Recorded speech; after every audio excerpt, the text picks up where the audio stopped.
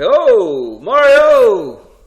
In this video, we're going to have a look at XREFS. So, let's get started. Now, an XREF is something, it's another plan really. You can draw an item in another plan, and then you can just bring that plan into this plan. So what I've done here is, down in here we've got a cross section. I've drawn it previously, and I'm going to put it into this viewport here. So first of all, I'm going to click on that viewport, and that's it there, and I'm just going to pan away from the existing data. So I'm just going to go in here like that. So that's where I'm going to put my information and position it in there.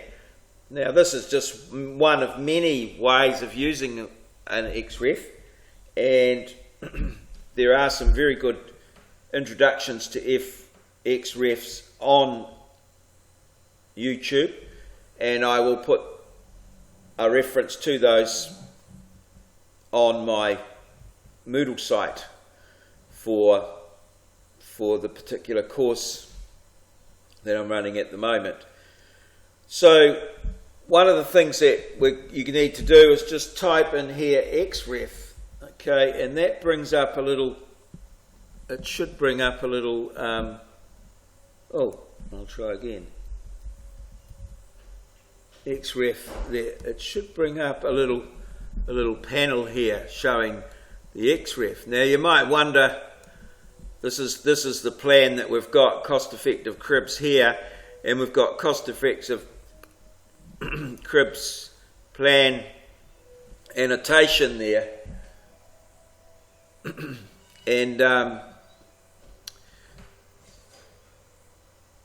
you might think, what is that? Well, I'll just take you back into model space here, and you may recall that I put in a copy of the plan there. I've had it turned off, obviously.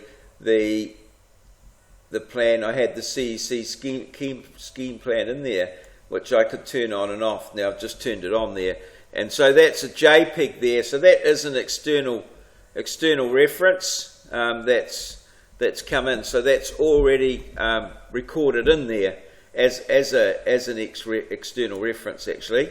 But we're going to do a little bit more than that. So let's go back to our elevations sheet here and working in through that, putting an XREF in there.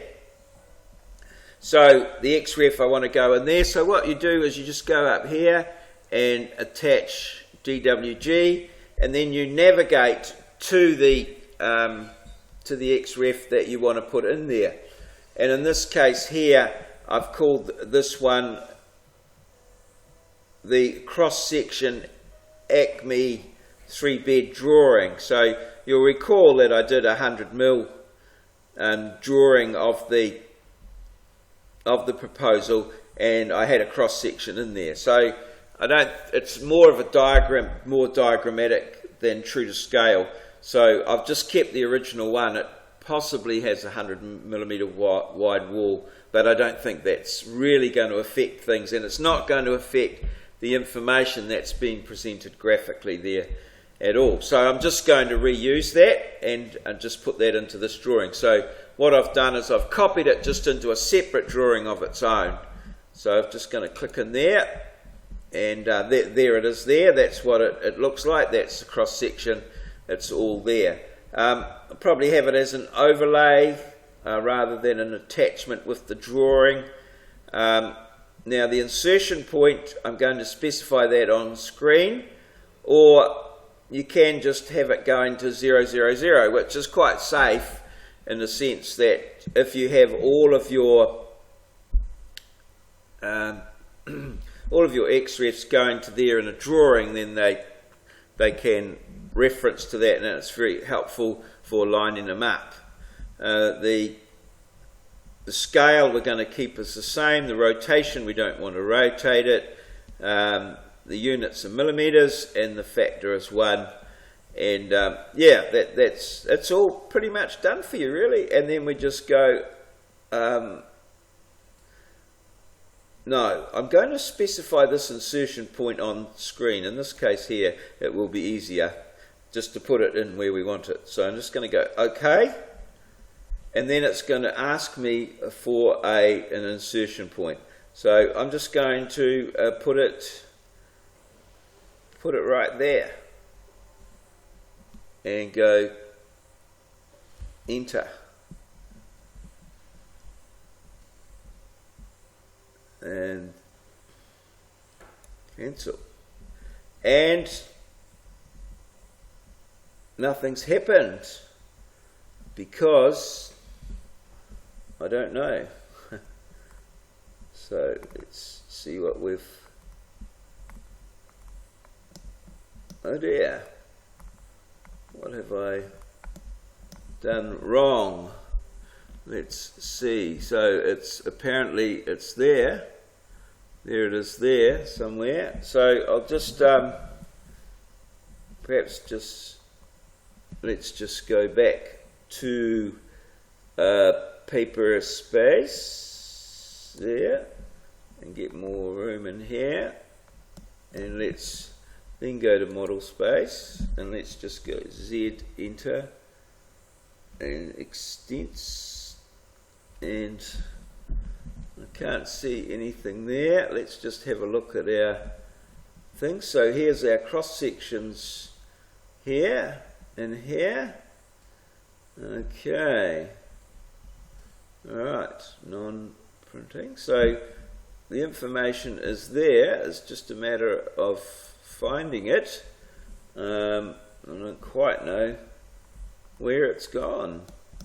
So it might be quite very, very small. So what I will do is I'll put this here up to the 1 to 52% scale. I don't know whether that will help. But our information, just for the moment, seems to have disappeared.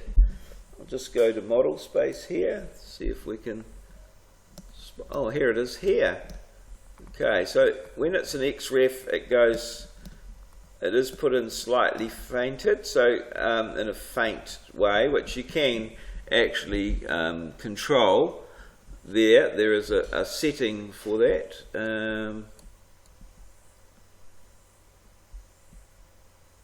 Not sure. So there it is there in model space, and we can see that it just collapses there. Oh, and I see, yes, see what happens there. It's in the non-printing layer, and I don't have that turned on in this viewport. So that's probably not the layer that I wanted in. So let's just go to home. So that was a bit of a trap for young players. So let's just create a layer properties. So it actually gets put in the non-printing layer.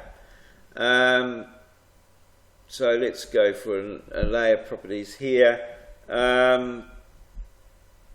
Let's create a new layer, frozen in all viewports. I'll just create a new layer, and I'm just going to call that layer, I'll just call it cross section,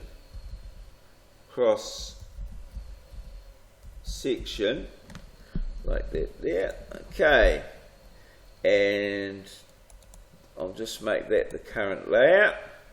We'll get rid of that. Oh, while we're here, I'll just put another layer in here, a new layer, viewport frozen and all. I'll just create a new layer while we're here. Oh, obviously that didn't work. New layer, viewport. New layer, viewport frozen in all viewports. And I'll call that layer details, and that'll be for the other viewport. So just thinking ahead a little bit there. Okay, so let's just close that down. All right, like so, and let's just put that into, not in the non-printing layer, but into the layer that I've just created, which I called cross section. So there's the cross section there. Okay, so now back into our elevations tab here. and let's go into here, and we must turn the cross-section layer on. Turn it on. Okay, and then we should find above here our cross-section. There it is there. It's just, you can see that it's just greyed out a little bit. That's because it is a viewport, that it is an XREF, and now we want to set the scale for it, which is 1 to 50, like that there, and that brings everything into perspective. And there's our little pan. Because the original plan, it was scaled at 1 to 50, and all the annotated text is set to go at 150. That means everything's showing up very nicely there. And we've got our little 20 degrees there, which is going to be slightly inconsistent with what we've done above there. So we could change it, but I'm sort of quite happy with that. I guess it is a little bit inconsistent, but I think we can live with that. Okay, so let's go in here. What I'm talking about is that this has got arrows, whereas our one up here has got ticks. So we could go back. Well, we might just have a look at that and see if I can fix that up. So that's all good there, and I'm going to just lock that like so, and there you go. That's all cross section, so and so there. And that's all done and dusted. That's all good. We'll just I'll just leave that there. So what I'm going to do now is go back to that original plan, file, cross section there. That's the original one there. And I wonder if I can just change that there. Okay. And instead of having arrows, closed fill arrows, I can have architectural tick, I think it's oblique that I used. Yeah, oblique. And that one there, oblique. Okay, and just get enter. Oh, I don't know why it wouldn't help. Okay, and then we'll save this, file, save as. Cross section 3 bedrooms, save. Yes. Okay, and then we'll go back to here, and you'll see this little bubble here comes up. External reference has changed. A reference file has changed and may need reloading, and this will reload it. There you go, reloading it, and there you can see that it's fixed up the ticks there. So it's an external reference and a little plan on its own. And there it is, all good to go. Take that down from there, and let's go back to our plan now, and there we are, we've got our cross section.